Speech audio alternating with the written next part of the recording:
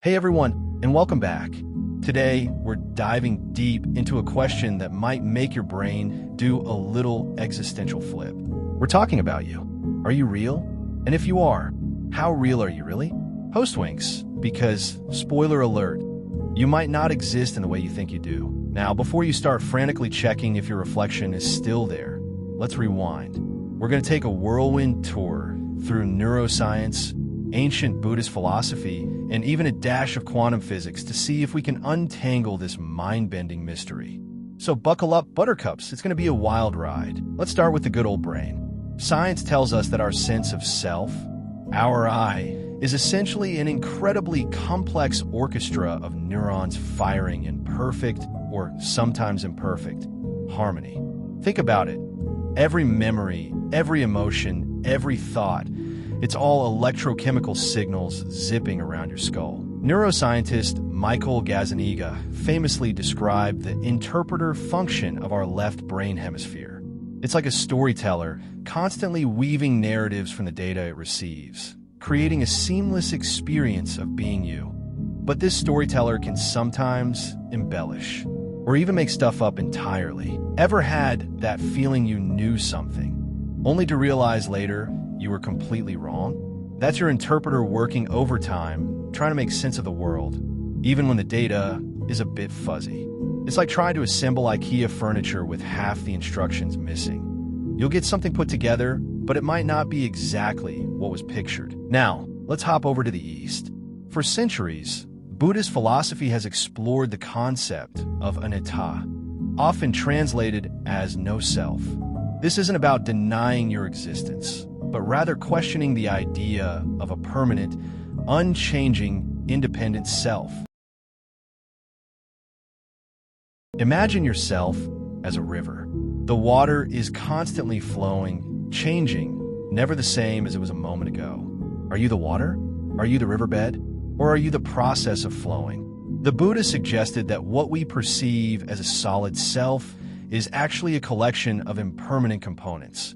Our physical body, our feelings, our perceptions, our mental formations, and our consciousness. It's like a team of actors playing the role of you.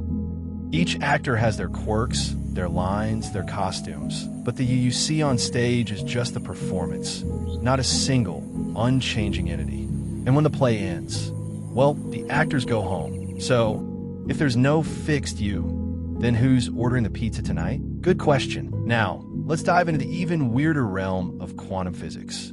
Here, the very nature of reality gets probabilistic.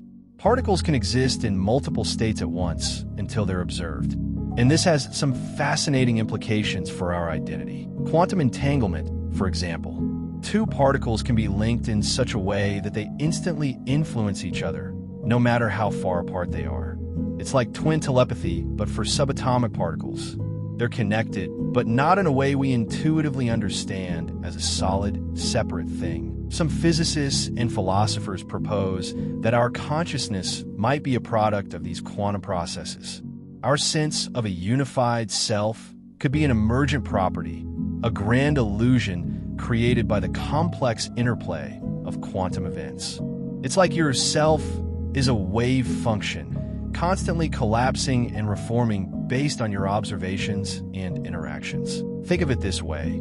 If your identity is constantly shifting and reforming like reality at the quantum level, your you from yesterday might be a slightly different you from today.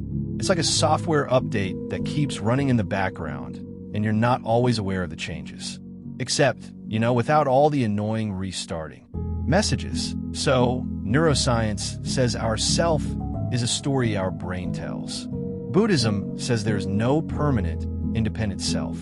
And quantum physics hints that reality itself is more fluid and observer-dependent than we'd like to believe. This might sound a little unsettling. Like, if I don't truly exist, then who's responsible for that embarrassing thing I did at the party last week? Host makes a guilty face. Don't worry, your karma is probably still a thing. The point isn't to deny your experience. You feel real. You experience the world. The concept of no self isn't about ceasing to exist, but about understanding the nature of our existence. It's about recognizing that the solid, separate individual we believe ourselves to be is a mental construct, a helpful illusion that allows us to navigate the world. So what does this all mean for you and me? It means we could be a little kinder to ourselves and others. If we're all just temporary configurations of a universe, perhaps that anger or judgment we hold on to isn't as solid as we think. Maybe we can practice more compassion, more presence, and a little more wonder at the magnificent, ever-changing illusion we call life. So, next time you look in a mirror, remember, you are a fascinating, complex, ever-evolving process. You are the story, the storyteller, and the ink in the pen. Just, try not to spill it. One day, everything you now question will make sense, but only if you keep questioning. If this video made you pause, reflect, or feel, let that be enough. Subscribe, stay curious, and keep walking beyond the self.